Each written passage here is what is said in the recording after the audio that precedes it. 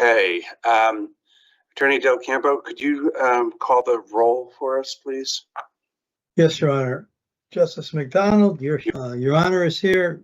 Judge Armada. Present. Judge Chaplin. Judge Green. Here. Judge Metrowski, sorry. Here. Judge McLaughlin. Here. Judge Pearson. Here. Judge Prats. Here. With Judge Prats, now Judge Stewart. You're muted. Here. And I see Judge Chaplin, so Judge Chaplin. Here. Thank you. Okay. Sorry for the technical problems. I'll call a meeting to order, and the first item on our agenda is the approval of the minutes from the September 18th meeting. Is there a motion to approve those minutes? So moved, Judge Prats. It's been moved by Judge Prats, who used her name, so I appreciate that. Is there a second? Second by Judge Armada. Are there any additions or changes to the minutes? If not, all in favor, please raise your hand. Opposed? That passes unanimously. Next is item 2021-023, a proposal to amend practice book sections 7-10 and 7-11 regarding the retention and destruction of summary process records. There are a couple of new items in the materials. Attorney Del Campo? Yes, Your Honor. This was on last month on September 18th. There was a new proposal submitted by the Legal Aid Associations. It was based on a public act that had come out, 23-207. At that time, you referred it out to Judge Bellis and Court Operations. Judge Bellis had sent in her comments, which are basically technical. Court Operations, through Attorney Schmidt, did send in comments, and I know that some of those individuals are on the team's meeting here. They did send in more substantive comments. The committee has not considered it on its merits yet, but has the pieces to do so now. Is Attorney Schmidt on as well? Because I was confused a little bit by one of the comments. Hi, Good yes, afternoon. Good afternoon.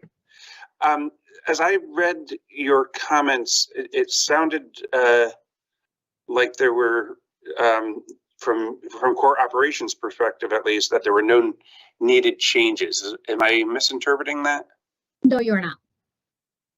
Okay.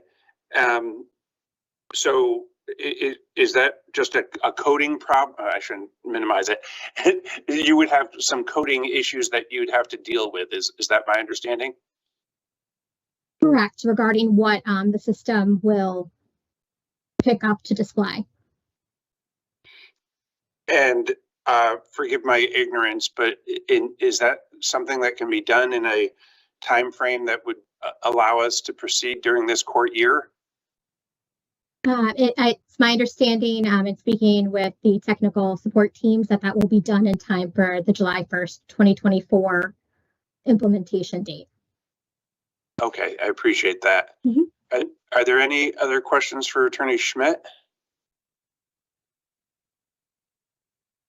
If not, thank you for your time. I appreciate it. And as I understand it, Judge Bellis was making some recommendations that we use some uniform language about our website, not the internet website, and the judicial branch. Is that right, Attorney Del Campo? Yes, Your Honor. Okay. Yep.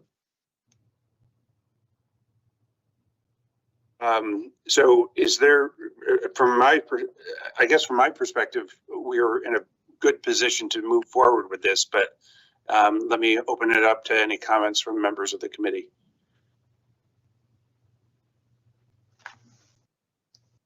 Anything? Attorney Del Campo, is there anything further we need to do before we take action on this item?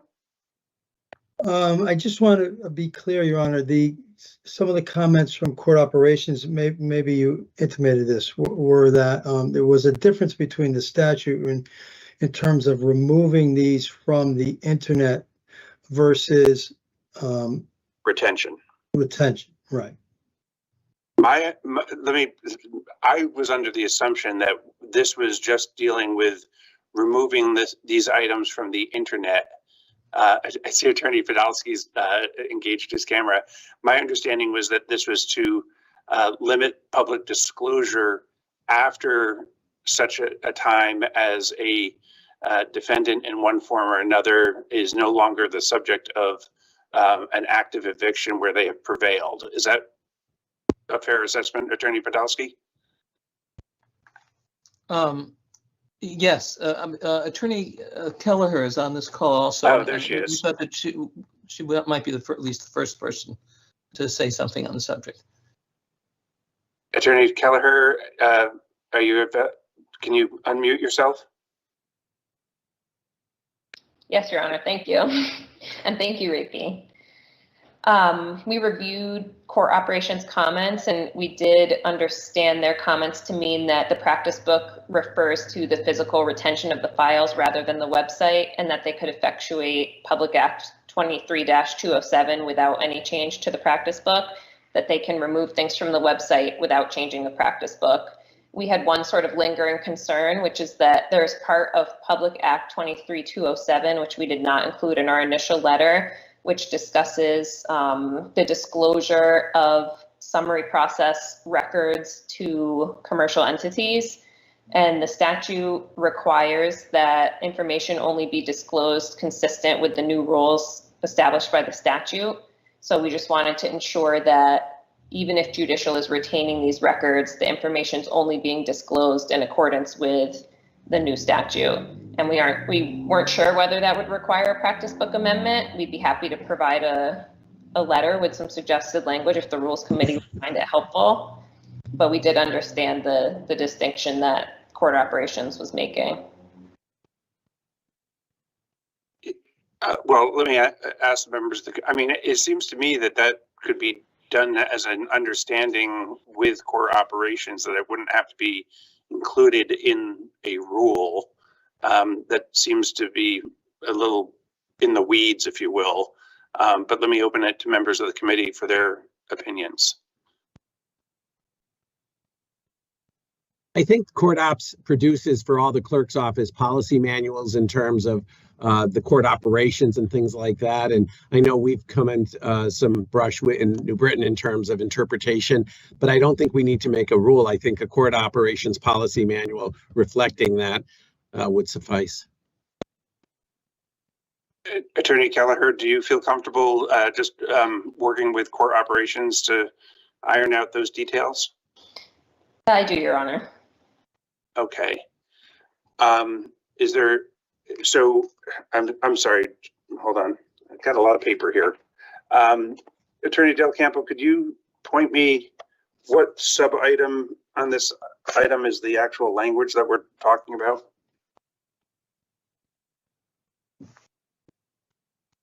Make sure everybody's on the same page.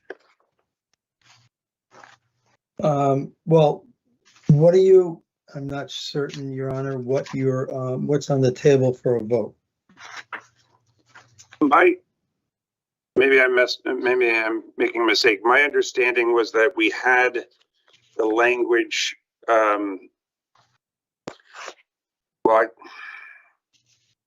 maybe I'm just confused here. Maybe we don't have any language to take up. Is that what I'm hearing now? There is language that was proposed, but I thought the question was whether or not you need a practice book change or not. Change at all? Yes. Judge Stewart had her hand up, I believe. Oh, it was simply to say exactly what you said. B as in boy is the proposed language, but in light of the commentary from court operations, it doesn't sound like it's necessary.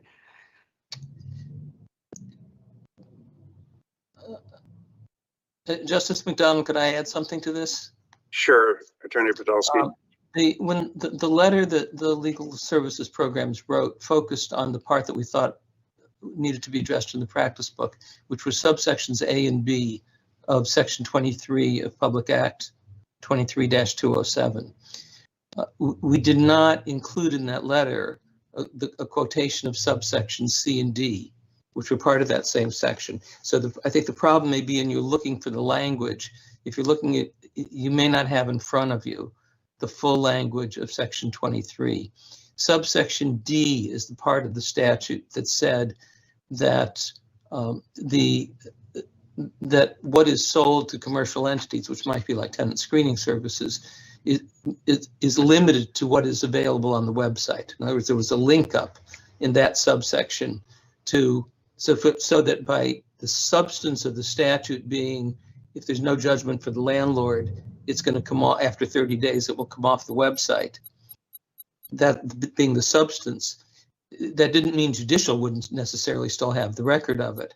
But subsection D said judicial would not provide that information that would not sell it to commercial entities, which would normally be the way the screening service would get their data. So we didn't propose that you address that in the rule. But our concern is that if, from judicial's perspective, there will be no change in the rules, which I think, as Attorney Kelleher indicated, we can be okay with that. But we're looking for some assurance that under subsection D, the things that now will stay, will not, where the retention rule of 3 years will continue to apply, which is what the retention rule is for summary process, that judicial will not give things out under subsection D beyond the 30 days that the statute requires when when the case has been resolved without a judgment for the landlord. So the question for us then was, well, do we need to modify the proposal for the practice book to address subsection D if the Rules Committee is not going to address A and B on the grounds that it's unnecessary? Or is there some assurance that D will also be implemented in a way that will have that limiting, and there's no need to change the practice book? That's where I think. Okay. Attorney Schmidt, you have your hand raised. Sure. If I could hopefully just clarify as to Section D of the Public Act that Attorney Podolsky is referring to. The commercial sale of the eviction summary process records will be linked to the coding that the ITD unit is working on with court operations system support, so that anything that is recognized by the e-filing Edison system as falling under the statutory provision, it will not display on the public website after the 30 days, nor will it be provided for commercial bulk sale under our processes. Do you guys need extra time to iron this out? I don't want to try to resolve all of this in real time here. Do you need more time to get everybody on the same page?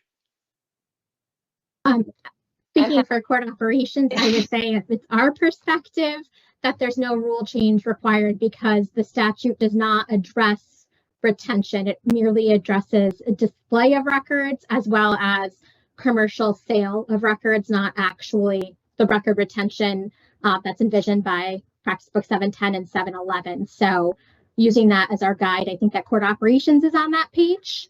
So that's where Attorney Kelleher, what's your view? I'm satisfied. I'm happy to hear that the coding that judicial is using is going to be tied to the disclosure of the record. So I think that we're all set, but I'll defer to Attorney Shea and Attorney Podolsky if they disagree.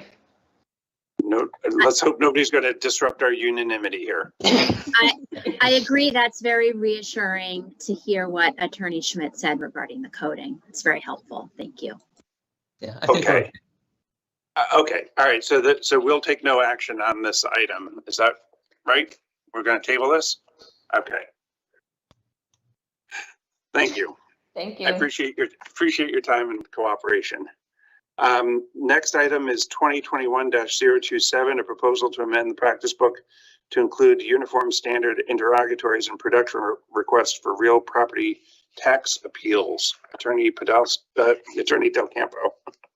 Yes, Your Honor. This was originally submitted. I'm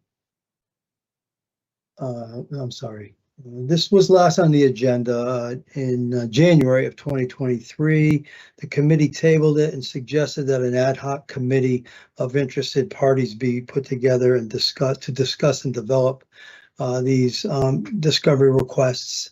Attorney Serval-Didio was one of those individuals. I think there are several attorneys from the ad hoc committee here today. At this point, it's an update on the committee's work.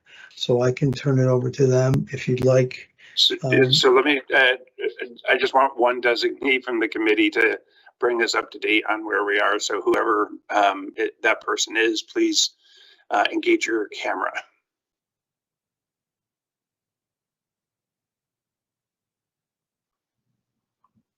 Attorney Serval-Didio, are you available? There you go. Yes. Good afternoon, Your Honor, and members of the committee.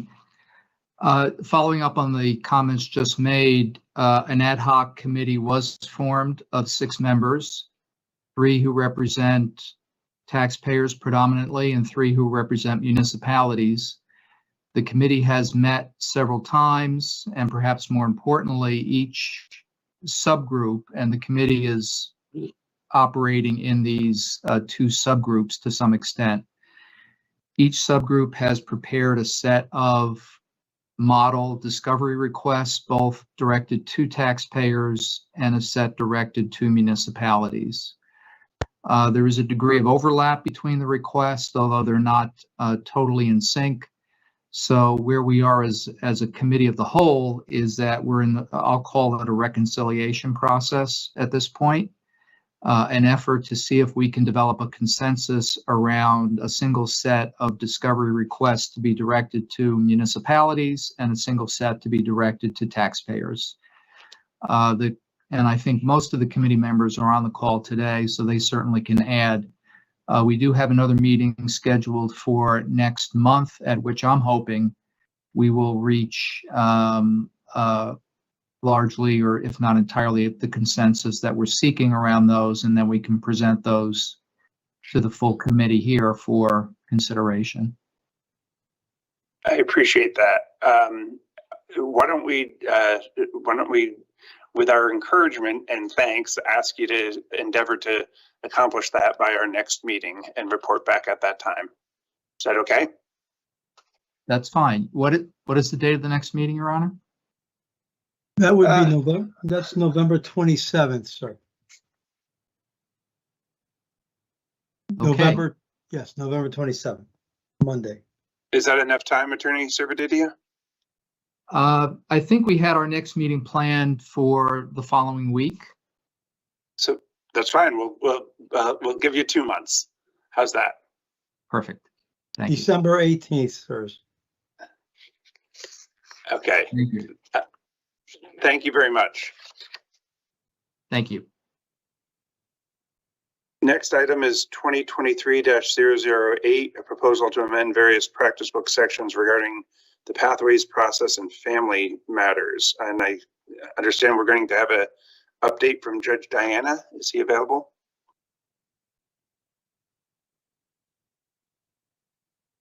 Good afternoon, everyone.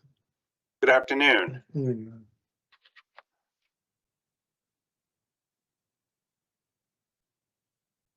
I have on our agenda that you were going to provide some type of update to the committee, and I wasn't clear on what that was.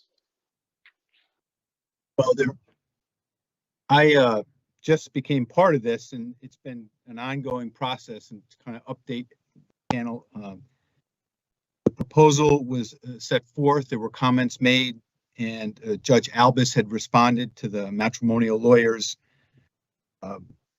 Other associations made certain proposals. There's been a couple of changes since that. The 90-day waiting period has been changed and eliminated, and the Public Act regarding filing motions for support in alimony that requires a hearing within 60 days.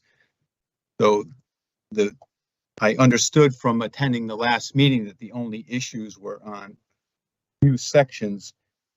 That was 30, 25, 34, 50, and 51. Those have been supplemental proposal under G has been submitted to those just to update the practice book rules based on those latest changes. So the Pathways program is, been up and running. It's efficient in every jurisdiction but one, and that's I don't think because of the Pathways program. I think it's more because of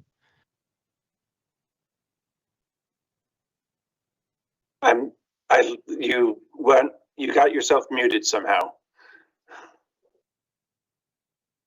sorry. I believe that I was saying that the Pathways program has been up and running and it's functioning in every court. I've talked to all the presiding judges and, received input from them on how the process is going. And I've looked at all the numbers, and everywhere it's working out very well, except for Stamford, which I don't think that's new to the Pathways program. The Stamford volume of cases is really just like Waterbury. So it's not the number of cases they have, it's the type of cases they have. So it's kind of a unique jurisdiction in and of itself. And it had issues of processing case in a timely manner before Pathways, and that now I think is it's being addressed with Pathways. It's just going to take some time, and but I think the structure of the Pathways program is a very viable one. It basically, for those of you who don't know, it just kind of changes the course of how the case is managed through the process. It takes it away from having the attorneys kind of control the time slot, and now it's the court setting up tracks, working it with the lawyers to move it in a more efficient process. And it's been very successful. Judge Armada's here, and he's in New Britain, and their numbers came back, and this is just like, in our world, it's like phenomenal. There's no cases pending over a year in New Britain.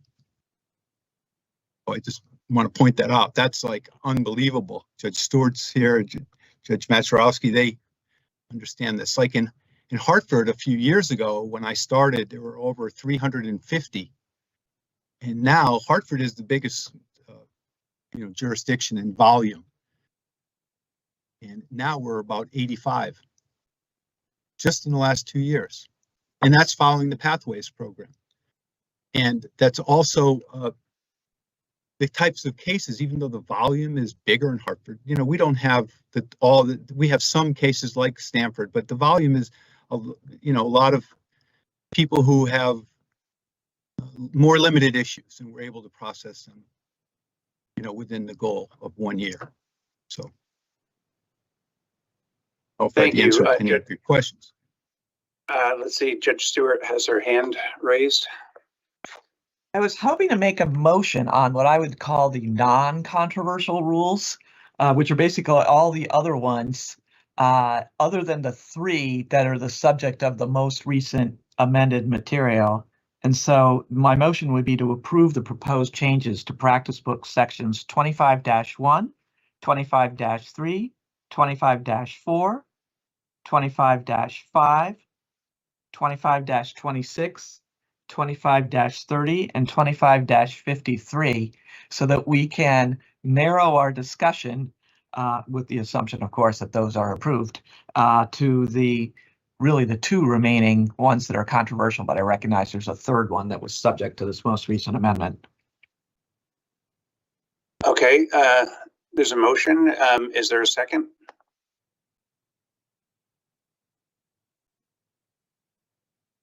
Seconded by Judge Green. Let me just say, I'm not certain what is achieved by bifurcating this at some point, because we're going to ultimately have to put it all back together again for a public hearing anyway. I think we all know that we're really focused on the 3. If members want to approve the other ones at this juncture, that's obviously, if that's the will of the committee, that's the way we'll go.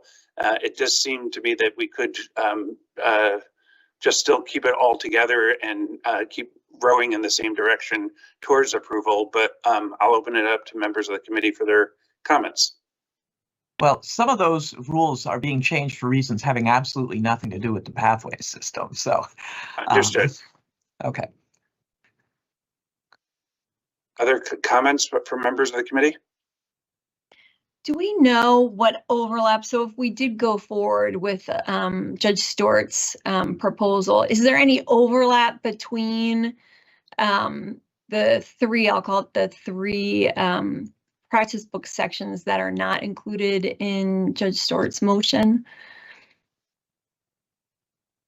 I just don't know. I know Judge Stewart. Yeah, I know Judge Stewart suggested that she was going to, or at least let us know she was going to make this motion the last time we were together, just to hopefully clear the way.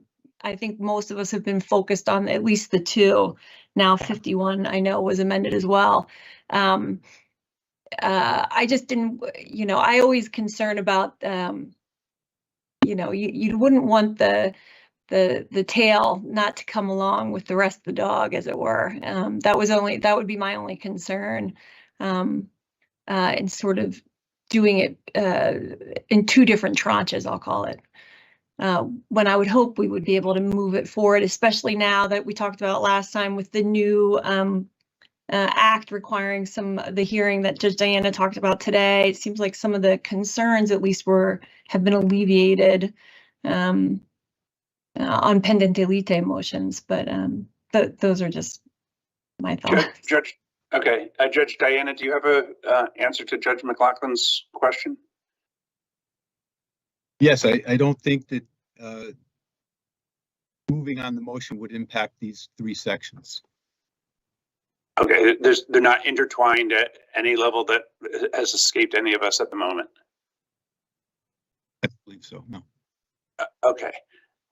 Is there anything further? If not, all in favor, Judge Chaplin, did you want to say something? I just have a question just for my own purposes. From my understanding, for our votes, these are our recommendations until there's a public vote. And so would there be any motion going forward until that time? So this would move those items forward to a public hearing in May, and then after the public hearing, depending on the input we get, we actually have a final vote to send, and any changes as a result of the public hearing, to send the entire package of our year's work to the judges of the Superior Court for their vote at our annual meeting. So this is sort of a preliminary vote to get it to a public hearing. And that was my thought, just making sure that I didn't misunderstand that there was some action that could be taken outside of this body with this vote today. It still require the final vote at the May meeting. Right. We will have a final vote in May on all of the proposed changes, and if we needed to modify these sections as a result of the public hearing, we would have that opportunity. Judge Masiewski. Judge Chaplin's question was somewhat akin to mine. Being new to the committee, I wasn't sure what the practical effect of bifurcating the proposals, what practical effect that would have on the process. I think my only concern might be ending up with, would that mean that those rules we're approving today would go to a public hearing sooner and on a different agenda? No. Okay. All right. No, that might be my concern. Yeah. That's what I said. I mean, they're ultimately going to have to come back together into one integrated proposal anyway. So I didn't see any particular reason to move some without the others, but it doesn't hurt either. Okay, gotcha. And I think Judge Stewart's point is, let's clear as much of the underbrush out as we can, so we can focus on the stuff that is still in play. Okay, thank you. She said it more eloquently than I did. All right. So having said that, all in favor, please raise your hand. Opposed? That passes unanimously. Judge Diana, with respect to the other three proposals, and this has been a long time in the making, and you've come in the middle of the soap opera. So I just wanted to make sure, have you had an opportunity to talk directly with, I know you've been talking with the judges, but I still am hearing concern from practitioners. It's very frustrating because there is some concern and it's deeply held. Although, interestingly, the people who are expressing that concern privately don't want to put their heads above the firing line publicly. And so I don't know if you've had an opportunity to speak with any of the organizations, the Bar Association Family Section, the matrimonial, American Academy of Matrimonial Lawyers. Have you had an opportunity to sit down with them and talk to them? I have not. Okay. Do you, I mean, I would be happy to. I did read the correspondence and I did read Judge Albus's reply. I'm here in Hartford. I reached out to I sat down with the people here, the Hartford County Bar Family Law Section. But beyond that, I haven't reached out. Well, let me ask members of the committee. I mean, is my experience unique, or have other people heard concerns from practitioners that they feel and legal services that they feel are still lingering? I guess I'll speak to that a little bit. Being in Tolland, obviously a very different JD than Stamford. A significant percentage of our cases are self-represented parties on both sides. That said, I had last fall was my first fall as sort of AJ, PJ of family here. We had a meeting with the Tolland County Family Bar. I'd be lying if I didn't say that it felt like people kind of started with their back up a little bit at the meeting, but the more we talked about what we saw as the benefits of pathways, but also the ability to be more flexible than I think folks were giving it credit for. And as we've just worked through the cases, I mean, our backlog has gone down from 28% to 6%. So and that's in just a little over a year. So I think, look, it was tough implementing a major change like that during COVID when there was literally zero opportunity to collaborate the way you would want to. I mean, you wouldn't write an implementation script the way that this came down because of, reasons beyond our control. That said, I think, we've been doing, I know in our district and I know in other districts, I mean, Judge Diana's been meeting regularly with the Hartford County Bar. Once COVID opened up and we started getting back in person, those conversations have been taking place. And I feel the result is an increased comfort level and an increased ability to use pathways to their advantage, to the advantage of ultimately of their clients and of the public, because that's who it's for. So that's kind of my impression.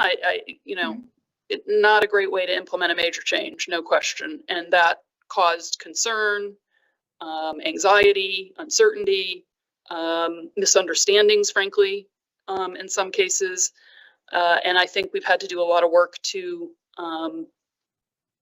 kind of back that up and reassure people and get everybody rowing in the same direction. I feel like that's happening here. I obviously can't speak to Stamford, but that's kind of for what it's worth, that's kind of my sense and 2 cents from my perspective here in Tolland. Thank you, Judge Armada. So to me, this is like when iPhone rolls out a new phone and it comes with all these new features. We all get it, but not a lot of us know how to use every feature we have. Some of us find things and we're able to implement it in our JDs quicker than other people. And I think what we have to do is have a conversation, an education, a forum, so that people can understand everything that the Pathways program can do, everything the new iPhone can do. You can get hearings if you do certain things, and people understand. People are still sort of, well, wait, my old iPhone, I didn't have to do this. The old short calendar, I didn't have to do this. And for those of us who have embraced it and have sort of said, okay, let's figure out where your case is in the pathway. What do we need to do to bring it to resolution? We have been able to move dockets and have litigant satisfaction that they know they're coming to court. The court date's going to count, which was part of the design Judge Bizzuto had, not just bring you to court and waste the court date, that we have a plan going forward in terms of how we're going to resolve the case. Okay. I think some of the practitioners I am talking to have still use flip phones, but okay. Judge McLaughlin. So I certainly, so I sat in Stanford for the rollout, I'll call it, but I haven't been there. I haven't been assigned to that JD for the last year and a half. But I know that the concerns, and especially the concerns from the legal aid community that were shared with the committee, I don't think the last meeting, I think it was before Judge Diana has been had the pleasure of joining us on this topic. But I know there was concerns about getting hearing dates on post-judgment matters in particular. I still, you know, hear anecdotally, certainly people's concerns about obtaining a hearing in a timely fashion. What that means, I think, you know, in Stanford may mean something different than in other places, because I think it is a unique jurisdiction. So I can say that much. I certainly have still heard concerns about pathways, whether or not it's really helping as far as moving people forward and having people believe that they are going to be heard by a judge. I know, you know, the case dates, I continuously hear about the concerns around case dates, what that is, what that means, whether or not something substantive occurs on that date. But I also agree with Judge Armada's view of the world as far as you know, a smartphone, whether or not people have been able to, you know, if you file the case flow request, and now with the new Public Act, when you file the pendente lite motion with the affidavit, you know, I think that that should, as I said before, alleviate some concerns. But certainly, I as Justice McDonald is hearing, I'm hearing similar concerns still about the process from mostly from Stanford practitioners. Okay, I don't want to cut anybody. Did anybody else have anything they wanted to say? Because I was going to, Judge Stewart. I've been out of family for 2 years. I did sit in Bridgeport when we were covering Stanford during COVID when this first rolled out, and I heard all kinds of complaints from the bar. On the other hand, I did think that it was very helpful to the self-represented people. And along those lines, I have some suggestions before we consider this the next time. First of all, I think it would be really helpful, because these rules are so long, if we could get clean copies and not just the red line version.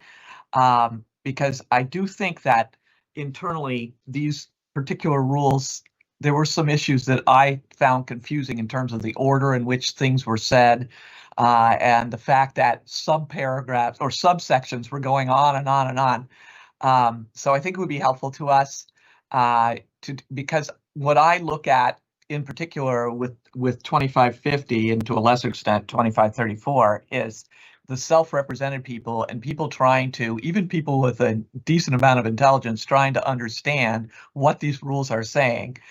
So I do have a concern there with them, not with the substance necessarily, but with making them clearer. And then the other concern I've got that I want to flag is today was the first day that I actually paid attention to the rest of chapter 25 of the practice book. There is a rule 25-17 that talks about dates of hearings for motions to strike, which I think is kind of confusing in light of possibly enacting these other rules. And I bet you people have not had a hearing within 15 days of filing a motion to strike in many years, if not decades. There's also two rules, or there are going to be two rules entitled motions, 2524 and 2534. So I do think perhaps a little bit of redrafting might be in order, and maybe a proposal. I don't think necessarily we even need 2524 and 2517 anymore, but I think it would be worthwhile if someone stepped back, looked at the big picture at like where these actually fit in and what ought to say what. And then the last comment I'll just make, I know this would be make lawyers crazy, but 2550 that talks about the whole, like, we're going to have resolution plan dates and we're going to have case dates that explains the whole thing. I get why it's tacked on to the end because you didn't have any other numbers, but it would certainly seem to make sense if it was much earlier in the chapter. I don't know whether we can stick an A on something or whatever to be able to do that, but it would make way more sense after automatic orders and before you get into all the pleadings and motions and whatnot. Again, I understand the people that have practiced for 30 years are, they're going to be like the people that are my vintage that are still talking about pre-1998 practice book numbers. But I do think it would be helpful if before this committee considers the final package, if with respect to those remaining 3 rules, if we've kind of looked at where they were placed and whether there is some redundancy with some of the rules that I mentioned. Okay. Well, first and foremost, I have a great deal of empathy for Judge Diana coming into this and trying to integrate all of this. So let me say, I want to make sure that that Judge Diana has enough time to do what he wants to do, because getting this off the ground in a manner that is going to work for every jurisdiction in the state is important. He's inherited this project, and he deserves all of our gratitude. I would ask that once you have, and maybe you need to talk to Judge Stewart about some of those items in particular to get a clearer understanding of her concerns. But then I would ask you to probably do as she suggested and give us both a redlined version of those 3 sections together with a clean copy. And frankly, if you wouldn't mind taking the time, I'd like to get a sense of the current pulse of the practitioners as well. I think Judge McLaughlin's point is well taken. A lot of this was the initial consternation of any, all change is bad change. But now that it has been going on for a while, I'd like to see if some of those concerns have been either addressed or at least allayed a little bit so that we can move forward. So I would ask that you meet with both, I'm not suggesting you have to do them separately, maybe you get everybody in one room, but meet with the Family Law Section leadership, the American Academy leadership, and the legal services groups that have been writing correspondence to us and frankly come back whenever you think you're ready with us with an integrated report and proposal. Does that sound good, Judge Diana? Yeah, that sounds okay. Anything else? Everybody Sorry, nod your there's one appreciation. other rule I meant to mention, 25-23. You ought to look at that also, because that's talking about short calendar, which we apparently don't have anymore. Okay, so I think everybody on the committee appreciates what you're doing for the entire state, Judge Diana. I appreciate you taking this on. You're welcome. Thank you, everyone. Take care. And so when I don't know what time frame is going to be helpful to you, why don't you either communicate with me and attorney? Why don't you get back to me and Attorney Del Campo when you think you're ready for us to put this back on the agenda? Very well, thank you. And understanding, our final meeting. Don't push it up to the deadline, but our final meeting for approving new items is in March. So maybe we could do this in December or January, and that would leave us a little buffer time if we needed that for, January, February, or March before our final vote. Okay? Yeah, I have a procedure in December, but probably January. That's my, that would be my target. Great. All right. And With our I'll get back. gratitude, thank you. Judge All Diana, right. I'm willing to help you if you need any help. Thank you. Great. Okay. 2023-009, proposal to amend practice book section 13-29 regarding place of deposition to allow remote depositions. Attorney Del Campo, we have Yes. some input from Judge Bellis. Yes, Your Honor. This was one of 3, I believe, proposals submitted by Attorney Solotis some time ago in March, and it was packaged up, sent to Judge Bellis, sent to Judge Albus, the CBA, AAMA, Court Ops, and Judge Bellis has pulled all these groups together, I believe, and has submitted comments that are in your package. The original proposal was to, as a matter of right, I believe, have depositions called on a remote basis. Judge Bellis's working committee or ad hoc committee has put forth a proposal for changes to the rules, but I believe the default has remained in-person depositions with remote depositions by agreement. She's not able to attend today. She had a conflicting meeting. I don't know if Judge Diana is here any longer. He was also on the working committee, but I believe several members of the working committee may be in attendance. But her comments are in the package, and she did put forth some rules changes. Okay, I don't know if anybody wants to help us out on behalf of the working. Okay.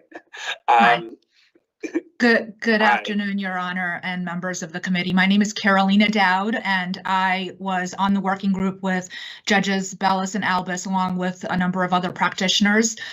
We did meet over the course of several months, starting in the summer, to go over the issue of Practice Book Section 1329. And really, my involvement began, I didn't realize that there was a request to try to make remote depositions be something that was as of right. But in the course of our discussions, the proposal that was submitted to the committee was really based on trying to bring the practice book section in line with practice of the attorneys. We all had an opportunity to confer with our principals. There was representatives from the civil bar, both plaintiffs and defense, as well as the family bar. And really, I think the main revisions that we propose have to do with allowing depositions to proceed by agreement between the parties. The reality is that the current practice book section provides for the manner in which these depositions should be done, or if there is a place to be fixed by judicial authority. But in practically speaking, the parties oftentimes agree amongst themselves as to where and how the deposition will proceed. And I think that was really our goal with this submission, is to basically, to the extent that there is an agreement amongst the parties, to allow the deposition to proceed in that manner without the requirement to having to move the court to issue an order. I'm happy to answer any questions that the committee may have. Thank you. First of all, I appreciate you participating today and in the working group. Are you representing any of the stakeholder groups yourself? So I am on the Board of Governors for the Connecticut Trial Lawyers Association. That's the group with which I was in contact during the course of the working group's function. And is this a consensus product from everybody in the working group? It is. So basically, this is a consensus product that was based on input from the judges that participated in the working group, as well as the Connecticut Trial Lawyers Association, Connecticut Defense Lawyers Association, and members of the family law section of the CBA. Correct. So let me just ask, and then I'll open it up to the members of the committee. In section 13-30G2, understanding it's been more than 10 years since I've been practicing law, so things may have changed, but how, with the deletion of that language, let me say, my understanding was that there had to have been some type of provision of the exhibits to the deponent. This would allow, if I'm reading this correctly, this would allow for the introduction of exhibits for the first time in the remote deposition. And actually, like that's a very good sharing? That's a very good question, Your Honor. So this provision was basically added when the depositions began to be taken remotely after the time of COVID. So there was new practice book provisions that were added to the existing ones.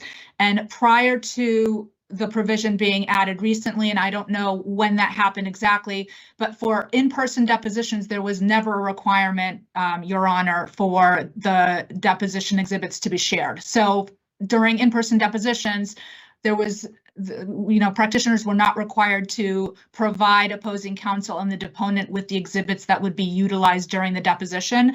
And so subsection G, subsection 2, basically added an additional requirement for remote depositions that was not in place for in-person depositions. And that's why our suggestion was to remove this requirement so that remote depositions and in-person depositions basically were the same in that regard, meaning that attorneys did not have to provide or circulate exhibits with opposing counsel and the deponents before the deposition took place.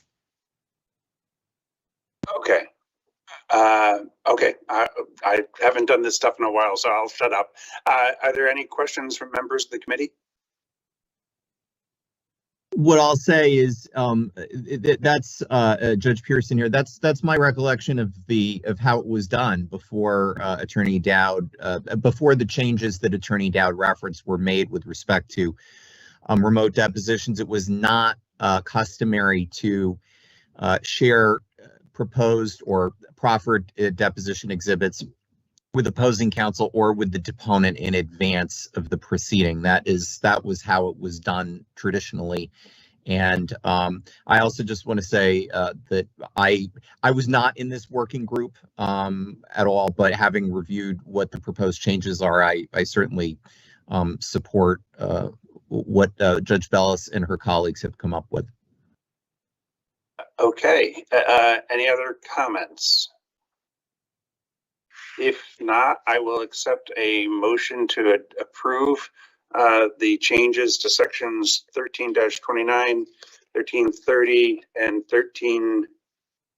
13-32 as outlined in Judge Bellis's email of October 17th, which is item 2023-009B. So moved, Judge Pearson. Is there a second? Second, Judge Stewart. Okay. Is there any further discussion? If not, all in favor, please raise your hand. Opposed? That passes unanimously. Thank you, Your Honor. Thank you. And please make sure you let all of the members of the working group know we appreciate this collaborative effort. I will, absolutely. All right. Next item is 2023-014, a informational memorandum regarding Public Act 23-16 and AA technology. Attorney Del Campo? Yes, Your Honor. There was additional material submitted by the CBA. This was last on the agenda in September. Judge Armada volunteered to look into this issue with the different entities. CBA included. The CBA did send some information. I sent it off to Judge Armada and the rest of the committee.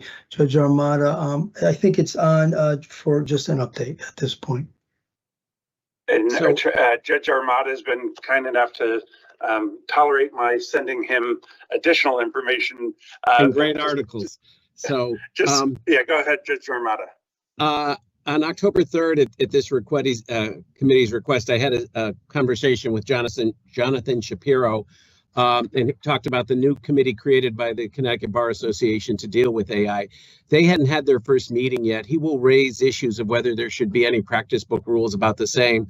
But his personal opinion, and he indicated that this opinion was shared by others on the committee, is that the rules already cover a use of AI-generated material. He indicated that in other jurisdictions that are passing rules, they're doing so in sort of a knee-jerk reaction to specific cases, and that those new rules have unintended consequences. He indicated that AI is already becoming a part of the way we practice law. He indicated, for instance, when you Google information, you're technically using an AI type of method. I followed that up with a telephone call with Dina Castricone, and she agreed with Jonathan and felt that making rules relative to AI may be premature and that other ethical rules already cover it. She indicated lawyers are now using AI in their work and may not even know it. She cited Google and Lexis. She indicated that state and federal governments are trying to get their arm around AI usage, but the problem is there's no governance until they know what they have to govern. She indicated that many groups are trying to come up with parameters about AI, but they're not in agreement about the same. She indicated the Connecticut State Legislature is also studying the situation by passing legislation that requires all branches, including judicial, to take stock of how they're utilizing AI and what they're using it for. She indicated that the groups would be honored to collaborate when ready, but that it's premature as the product and discussion keeps changing minute by minute. She also indicated that AI developers, scared of regulation, are also interested in discussing rules about the same on a policy level with state and federal governments, and that she feels right now our current rules deal with ethical concerns raised, and that it may be best to lay back and watch what other groups do, including the ABA, which is now starting to tackle that, as well as legislative bodies around the country. I appreciate that. So the recommendation is that we hang back and hope for the best. Right. Okay. One of the articles I sent to Judge Armada was somebody using AI to do closing arguments. And so it is rapidly evolving. I'm leery about doing nothing, but I understand the pitfalls of doing something too, I guess. Does anybody have any, my proposal, I guess, was based on that report, that we just keep this item on our agenda and have it come back maybe at our first meeting at the next court year. So to see what happens between now and September, and see if our decision to hang back was a wise one, or if we're getting swallowed up by the advances in technology. That would be my proposal, but I'll open it up to comments from members of the committee. Judge Chaplin. So this somewhat comical. Many of you may be familiar with the Oliver Ellsworth Annual Court. I'm a member of that currently, and my group is going this November, and our topic, believe it or not, is AI. And we're having a presentation on ChatGPT.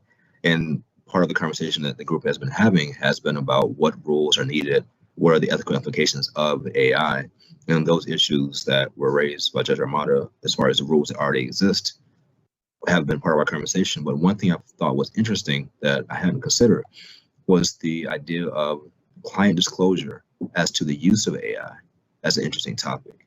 And I don't think that's something that we have to address yet because of the certification forms as far as the use and ethical obligations. But I think it's an interesting conversation to continue as we get more and more information and learn more about how it actually works. Thank you. Judge Armada, is your hand, that's your hand up? Yeah. So both of these entities, Jonathan Shapiro, CBA Task Force, and Dina Castro-Cohen, who's on another force, I don't know what the name of it is, are both knowing that we will collaborate with them and be interested, and that they are free to reach out to us and let us know, look, at this is what we need to do. They both told anecdotal about how certain states are passing practice book rules or ethical rules around it, and then having to change it and undo what they did because of the AI keeps developing and changing. So, but they know that we're interested in this topic and willing to partner with them, but they have nothing yet to share. Okay. Is there Judge Green? You're muted. Would it be possible to just like bring together all of those rules that cover what AI seems to, I mean, would it not be helpful to have one rule that sort of brings all these other rules and all the ethical obligations of all the attorneys to certify that everything that they say has been vetted by someone in one place associated with AI? Or, I mean, is it possible to get a sense of like how many different places that is? Because I mean, lawyers know where everything is, and if you can sort of figure out kind of how to slide in between those things, that's sort of what lawyers do, right? On some level. I'm interested in Judge Armada's response. You know, one of the things I was thinking is that if for no other reason, that there be part of the certification of pleadings that people have some kind of generic ownership. I mean, I guess that's implied in the certification, but that it is the product of their own independent legal analysis and thought, and not overly reliant on any type of other AI type of information, but actually Judge Stewart has her hand up. Well, I'll just pass along the observation. I have tried to go to a number of programs on AI, including the Bar Foundation's symposium recently, that even before I left my law firm, we were using AI, as were any law firm involved in any sophisticated civil litigation, for discovery. The days are long gone when you have, associates sent to some warehouse somewhere to go look through all the documents. I think we're all sort of fixated on that Avianca case out of the Southern District of New York, where the lawyer stupidly had ChatGPT write his brief for him and then didn't check the sites. But I don't know that that's really all that different than relying on your associate who might have made stuff up. So I think it's a little hard, responding to Judge Green's point. It's probably going to be a little difficult for us to identify all the rules that could potentially be subject to AI, because pretty soon it's going to be all of them. But a lot of what we're going to rely on is simply things like the lawyer must be, under the rules of professional responsibility, competent and know what they're doing. But so I strongly am of the view that we should probably sit back and wait, because this might be a situation where less is more, instead of trying to address every possible way it could come up. Judge Armata. So in talking with Jonathan and Dina, I get the sense that this is like a bad weed in the garden and it keeps growing and growing in different forms. When we first started this, we talked about the brief that was written in New York, and Justice McDonald, thank you for the article. Now we're seeing it give you suggestions how to do closing arguments type thing. AI is embedded in just about everything we're doing. When you start typing a sentence, you can see in, ghost print how they think you're going to go with the sentence, and do you hit tab and just continue it. And AI developers are coming up with more and more ways of doing it, ChatGPT, Grammarly, things like that. So trying to say, okay, what is AI is like trying to say, where's the water versus the air type thing. It just is sort of growing, and that's the fear, is how do you govern something or put rules around something that is evolving and you can't define? That's my thought. Anything further? All right, we'll put this item on as item number 1 for September of next year, if there's no objection. Okay, thank you very much, Judge Armata. I appreciate your work on this.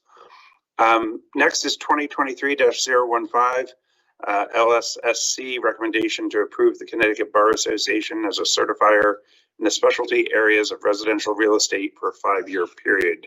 Attorney Del Campo. Yes, Your Honor. This is the application of the Connecticut Bar Association to be recertified under the practice book to be a certifier of attorneys in the specialty area of residential real estate. There are 28, I think now, specialty areas. The Legal Specialization Screening Committee is the arm of the Rules Committee, basically, that vets these entities. They receive their applications, they investigate each application to determine whether or not it meets the criteria under the practice book, and then they submit to the Rules Committee its written recommendation with the reasons for approving, or reasons having the Rules Committee approve or disapprove or terminate one of these entities. So in your packet, you have a letter from Attorney Rosemary Payne, who's the chair of the Legal Specialization Screening Committee, indicating that they recommend that this committee approve the CBA's recertification application for an additional 5-year period. And that period would run from 12/18/23 through 12/18/2028. And that's just a renewal of the CBA continuing to do it, correct? Yes, Your Honor. Okay. And my recollection is this is final action by the committee. It's automatically completed if we approve this, right? Yes, Your Honor. This goes to the Rules Committee and you approve it or not. Okay, I appreciate that. Is there a motion to approve? So moved. Is there a second? I'll second Judge Kratz. Okay, it's been moved and seconded. Is there any discussion? If not, All in favor, please raise your hand. Opposed? That passes unanimously. I think that completes our business. I'll accept a motion to adjourn. So moved. So moved. Is there a second? Second, Armada. Thank you. All in favor, please raise your hand. That passes unanimously, and I appreciate everybody's help today. Have a good afternoon. Good afternoon. Thank you.